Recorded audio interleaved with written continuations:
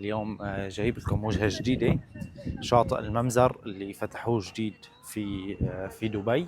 جاي اصور لكم اياه، اسوي لكم فيديو يوتيوب عن شاطئ الممزر، الشاطئ اللي اجمل شاطئ اليوم يعد في دبي، ولانه افتتحوه جديد فقررت اجي اصور لكم اياه واعرفكم شوي على المرافق اللي موجودة فيه.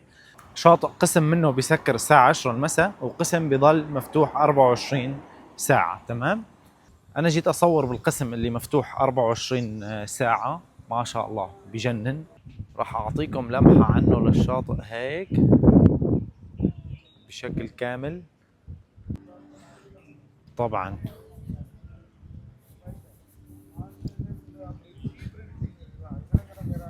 شوفوا المكان شو جميل ورايق وهادي، بجنن. كمان بيطلعوا الناس تقريبا منه الساعة 10. هذا بشكل عام الشاطئ هيك راح يكون. طبعا خبرتكم انه هو قسمين، قسم موجود هون والقسم الثاني بالطرف الثاني هنيك، الطرف هذاك تبع الممشى العائم. وهيك نحن راح نكمل بجولة فيه من هون. في كل المرافق العامة، من حمامات لمكان مكان تبديل الملابس ومكان الاستحمام. بالإضافة كمان في مسجد، في منطقة شواء خاصة.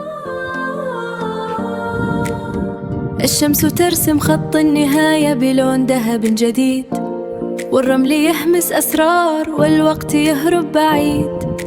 هنا بحر وذكرى ما لها حدود، هنا طعم الحرية في هوا ممدود، في هوا ممدود. طبعا في حديقة ألعاب للأطفال، في منافذ بيع مثل أي شاطئ، بس جاي متطور أكثر وأوسع من أي مكان. بإمكانكم تجوا تجربوا.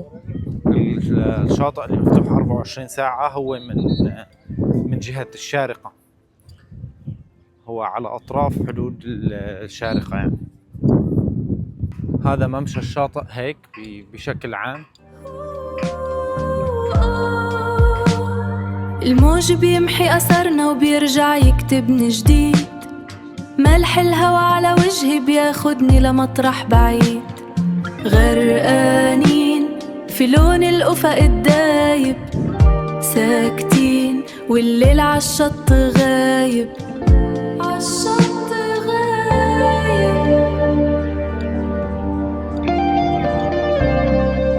طبعا هيك عرفتكم بشاطئ الممزر، الشاطئ اللي افتتحوه جديد. هي تقريبا أول 10 أيام موجودين في الشاطئ. لا تنسوا تشتركوا بالقناة إذا عجبكم المحتوى، وخبروني بالكومنتات وين بتحبوا يكون الفيديو الجاي، على شو بتحبوا أعرفكم في الإمارات. ويلا سلام. يا الممزر، تركنا الزحمة خلفنا والقلب يسبق خطانا، صوت الموج ينادينا يروي عطش حكايانا.